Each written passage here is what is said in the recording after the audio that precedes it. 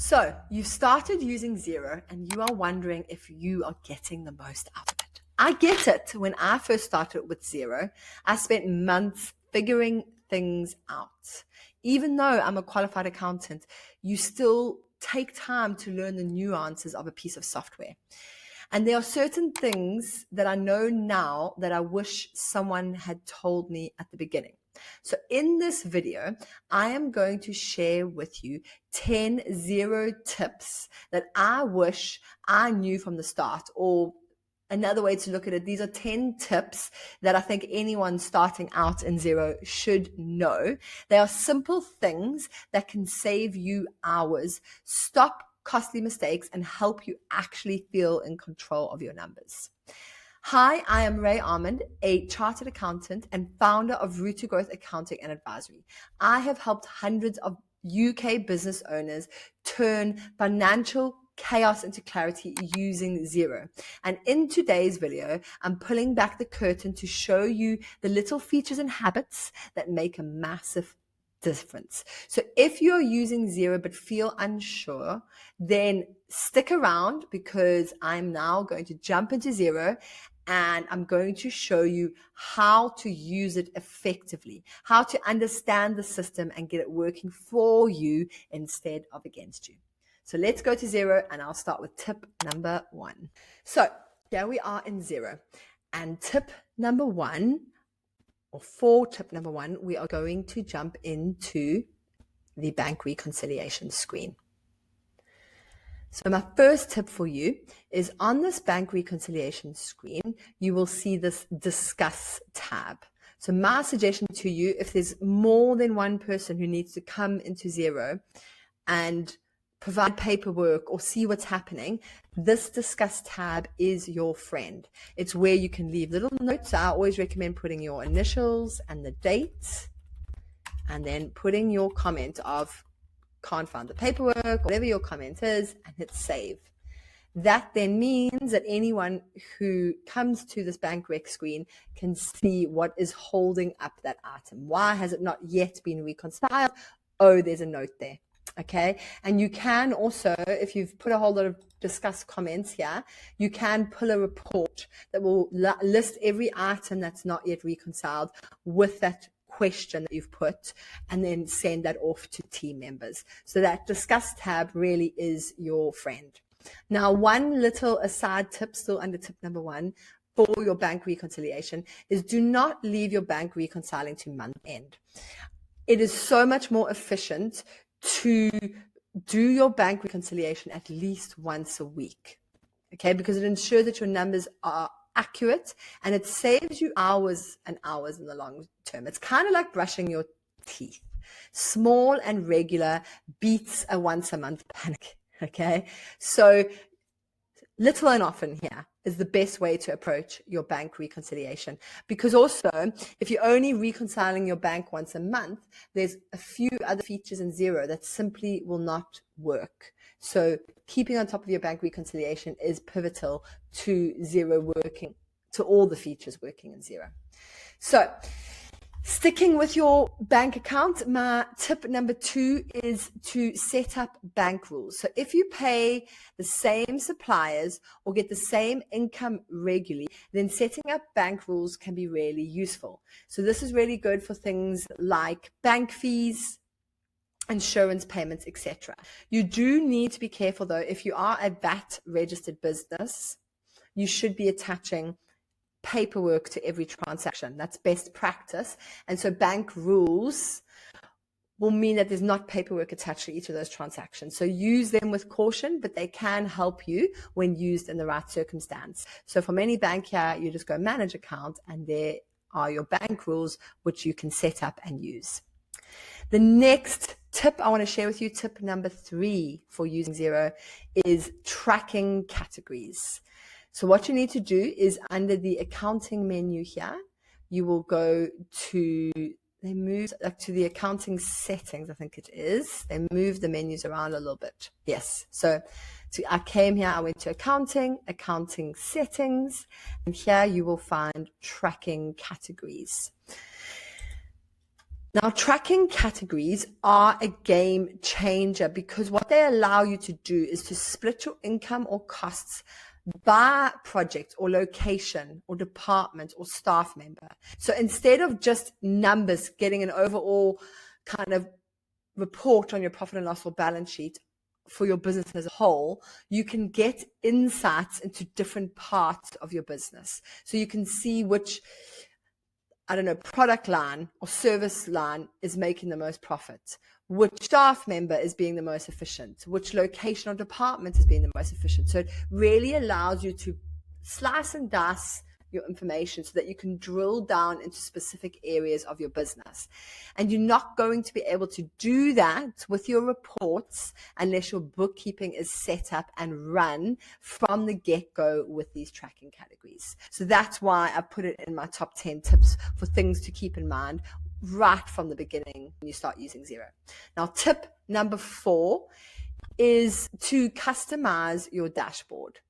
Okay, if we go here to your homepage or your dashboard, there's not massive amounts you can do here, but just make sure you understand what you can customize and spend a bit of time. Here's the little customize button. Spend a bit of time fiddling with your options and getting the layout of this dashboard really to work for you, rather than it just being a mass of information that you don't use. So the idea here is to hide old bank accounts that you're not using, move these tiles or cards around, and only keep key numbers visible so that you can look at this as a snapshot and make decisions in your business as needed. Think of it as decluttering your financial workspace. Okay, so some of the customization you can do here is with this customize button. But other things, like if you scroll down here to your chart of accounts watch list, if you want to change which accounts appear on this watch list, what you'll do is you'll need to go to your full chart of accounts.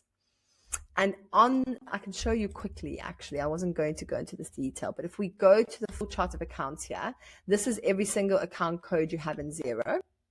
And what you can do is, let's say you really want to track, I don't know, a particular expense account. So let's say you really want to track postage, freight, and courier. You open up any particular account in your chart of accounts, and you just tick this box, show on dashboard watch list. And that will then mean, so if we do that on postage, freight, and courier, when you then next come to your homepage or your dashboard, you will then be able to monitor, there it is there, what is happening in that account. And that's really useful for your control account. So your like PAYE, national insurance, pension, etc. It's really important to have those on your watch list to make sure that those balances are staying under control. And you can drag this card up to the top here. So it's one of the first things you see when you come to this dashboard. So that's tip number 4. Spend time customizing your dashboard.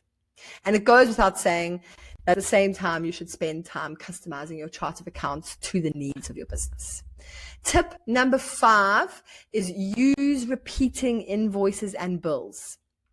Okay, so let's take the example of invoices that you send to customers. If we go sales, invoices, a feature that people often don't use or know about is this repeating button. So if you know that you're going to be sending, you have an agreement with a customer and you're delivering a product or a service each month or each quarter or each week, but basically saying that is repetitive, you can set up an automatic invoice that is generated and sent out to the customers, which can be really useful.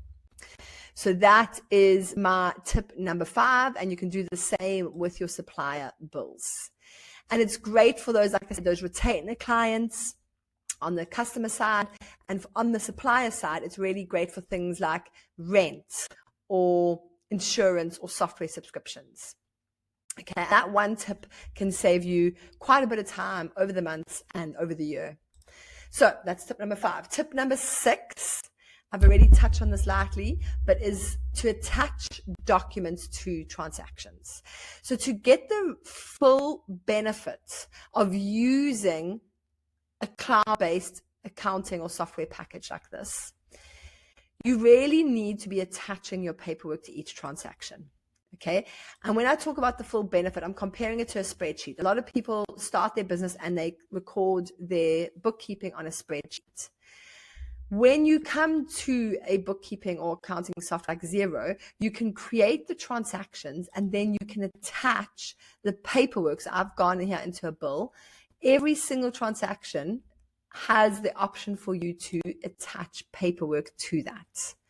And that is the key here, because HMRC can go back 6 or 7 years and ask to see the paperwork evidence on any transactions. So imagine having to scrounge around for paperwork from 5 or 6 years ago, versus if you've attached paperwork to each transaction, it's there ready for you when you need it.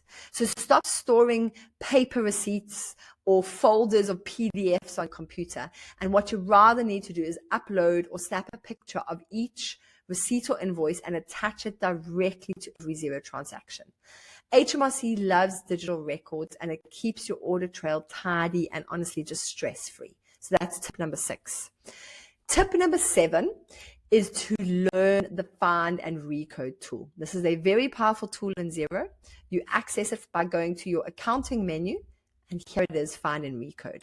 I always say, do use it with caution, because you can edit thousands of transactions in a matter of seconds. But if you are confident what you're doing and comfortable, it's going to save you a crazy amount of time. Okay, because if you've ever had to recode 50 transactions because you put them to the wrong account, I mean, we've all done it. When you have to go through the transactions one by one to fix them, it takes forever. And you can fix them in literal seconds using this Find and Recode feature. Okay, it's kind of like your Control Z for accountants.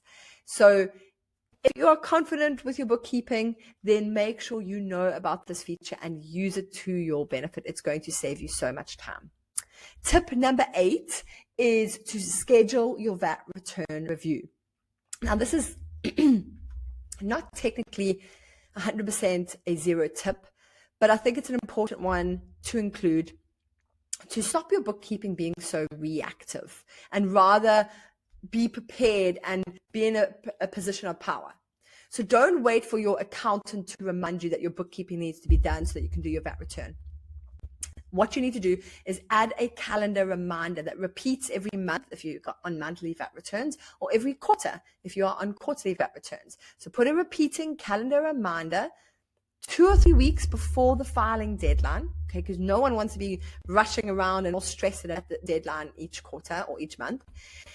And put a review block where you spend 30 to 40 minutes looking for anything odd in your accounting, any inconsistencies in coding to account codes or inconsistencies in VAT rates. Look for big negative numbers, for example, in your sales, or big, like unusual, or let's say look in your sales part of your tax return. It's really difficult for me to show you because the demo company does not actually show you with MTD. You can't set it up. If I go to VAT returns without MTD, I can maybe show you. So when you set up the reminder for yourself each time, a couple of weeks before each of your VAT returns is due, you will come here and let me just get this to force this to generate. It won't look like this for you because if you MTD with HMRC, it will automatically generate this, but I'm just forcing it to generate, okay? And yours should then look like this. What you need to do is you need to come to the transactions by VAT box and transactions by tax rate, and possibly, if you prefer, export it to Excel or PDF, and block in that time once a month or a quarter, depending on how regularly you have a VAT return, to just do an eyeball review of what your bookkeeping looks like on your VAT return. It will help you to pick up if there's any unusual large transactions, or if there's any unusual VAT rates that you've applied that just don't make sense. It could save you hundreds, if not thousands of pounds in unnecessary overpaid VAT. So make sure you don't just do your bookkeeping and assume that the VAT return sorts itself. you as the person who've done the bookkeeping should do a little self-review or self-check to see if there's any weird inconsistencies in your bookkeeping. So that's tip number 8. Tip number 9 is to learn the shortcuts, because they will save you time. So there are tons of keyboard shortcuts that you can use, and they will mean that you can move around Xero a lot faster. And then tip number 10 is to use the mobile app for Xero. So if you haven't downloaded any of the Xero apps on your phone, then go and do that now. There's the main Xero app, which gives you insights into your business at a high level, and you can generate invoices, do some basic bank reconciliation, etc. You also get the Xero Me app, which is great for if you are running payroll and anyone needs access to that. And you also get Xero Expenses. So use those apps because they really help you to run your business on the go. And even if you are someone who's office-based, sometimes you're on school run, or you're doing, I don't know, you're out at a meeting and you need to do something quickly. Getting familiar with those apps on Xero is going to make your bookkeeping so much easier. So that was tip number 10. I do have one bonus tip for you, and that is to review your profit and loss every month. So it's so common that I find people are using Xero, doing their bookkeeping, and they never run reports. Reports are your friend. Do not be afraid to run them. And one of the most common and beneficial reports that you can run for your business is this profit and loss report. So run this profit and loss report every month, even if it's messy. Because what you're trying to do here is you're trying to look for trends in your business. Are your profits growing? Are expenses creeping over time? And that's where you can start to make decisions that help you to grow your business. One of my favorite views with the profit and loss is to, from this drop down here, select last month or last quarter. And then you want to compare it with previous months or previous quarters. And if we hit update, then you can start to see how your business is performing over time and see trends. So there you have it. 10 tips plus a bonus tip that I wish I knew from the start, or that I wish every business owner doing bookkeeping in Xero knew from the start. And these little tweaks that I've given you will save time, reduce stress, and give you real clarity on your business numbers. And if you found this helpful, please hit that like and subscribe button and tell me in the comments, which Xero tip are you going to start using this week? And if you want to go from a Xero beginner to someone who is confident and in control, check out my next free live training session by visiting www.rayarmand.com. I'll pop the link in the comments below too. And you can join one of my free live training sessions where I will run through Xero in some more detail and answer any questions that you have. Thanks for listening, and I'll see you in my next video.